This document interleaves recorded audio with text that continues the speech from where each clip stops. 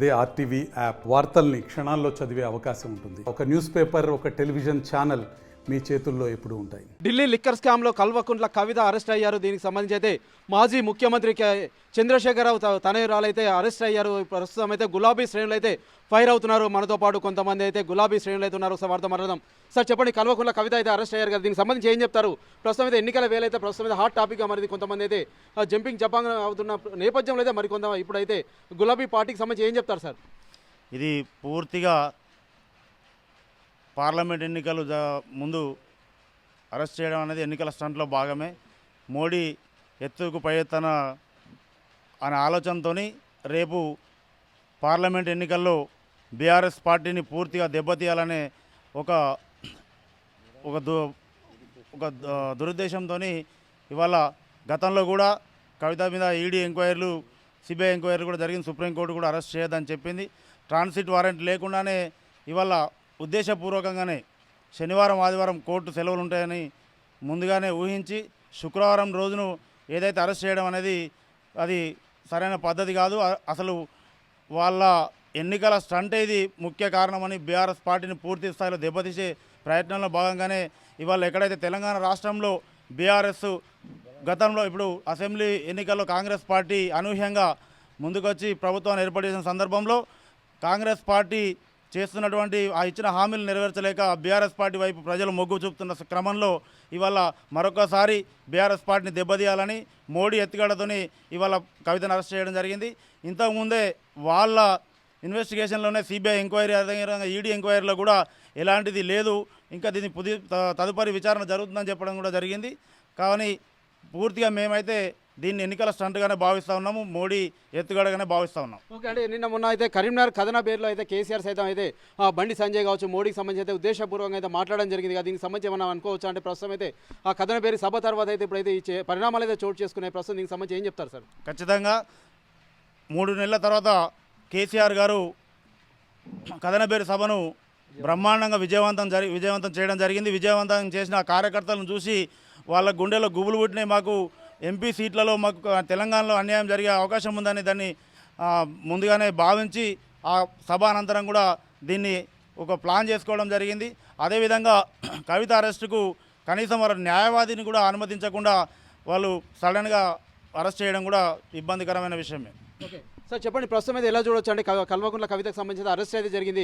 రాష్ట్రం మొత్తం అయితే ప్రస్తుతం అయితే గులాబీ శ్రేణులకు సంబంధించి ప్రధానంగా ఒక ఎంతో అయితే ఇబ్బందులు అయితే పడుతున్నారు. చాలా వరకు అయితే ఎక్కడ చూసినా నిరసన కార్యక్రమాలు అయితే తెలుపుతున్నారు కదా, ఏం చెప్తారు మీరు?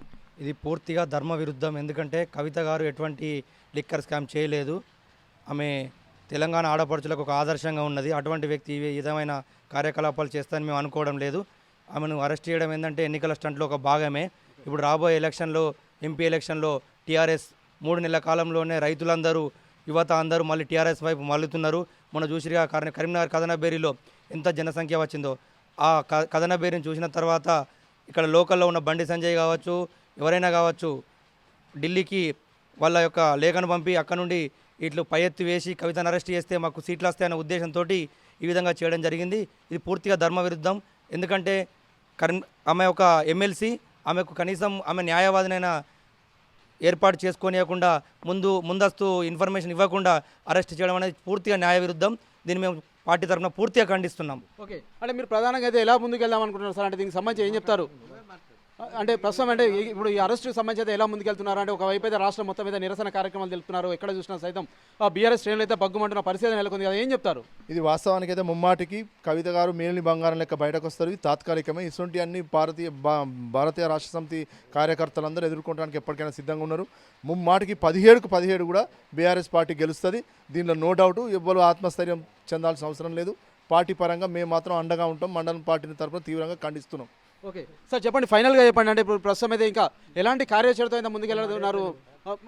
ఎలాంటి కార్యాచరణ ముందుకెళ్తున్నారు? అంటే అరెస్టుకు సంబంధించి అయితే గత కొద్ది రోజులుగా అయితే ఈడీ కావచ్చు, అంతేకాకుండా ఆ లిక్కర్ స్కామ్ సంబంధించి అయితే పూర్తిగా అయితే ఎంక్వైరీ అయితే జరుగుతుంది, సపోర్ట్ చేస్తున్నామని చెప్తున్నారు. కొన్నిసార్లు అయితే నేను రాలేనని సైతం అయితే వారు అయితే ముందే వెల్లడించడం జరిగింది. కానీ వాళ్ళైతే ముందస్తు నోటీసులు ఉన్నాయని చెప్తున్నారు, అరెస్ట్ వారెంట్ ఉందని చెప్తున్నారు. ఏం చెప్తారు ఫైనల్గా అయితే? న్యాయ విరుద్ధమైన కార్యక్రమాలకు భారతీయ జనతా పార్టీ ముందు కూడా గతంలో కూడా ఇట్లాంటి కార్యక్రమాలు చేయడం జరిగింది. మేము దీన్ని చొప్పదండి కాన్స్టిట్యున్సీ, అదేవిధంగా బోయినపల్లి మండలి కానీ, అదేవిధంగా కరీంనగర్ పార్లమెంటు నియోజకవర్గ స్థాయిలో రేపు పెద్ద ఎత్తున ధర్నాలు చేయడం జరుగుతూ దీన్ని తీవ్రంగా నిరసన కార్యక్రమాలు కూడా చేయడం జరుగుతుంది. వెంటనే కవితను వెంటనే అరెస్ట్ ముందస్తు ఇన్ఫర్మేషన్ లేకుండా అరెస్ట్ చేయడం జరిగింది కాబట్టి వారిని వెంటనే విడుదల చేయాలి. వారు న్యాయంగా ఉన్నారు.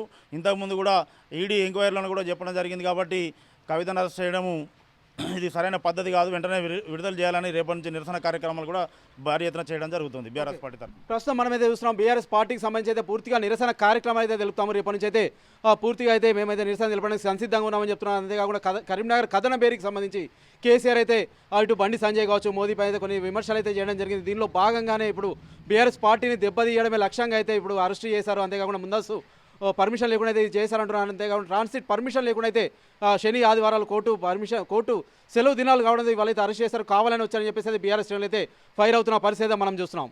O2 studio. మరిన్ని వీడియోస్ కోసం ఛానల్ ని సబ్స్క్రైబ్ చేయండి. లేటెస్ట్ అప్డేట్స్ కోసం వాట్సాప్ ఛానల్ ని ఫాలో చేయండి. అండ్ లింక్ డిస్క్రిప్షన్ లో ఉంది.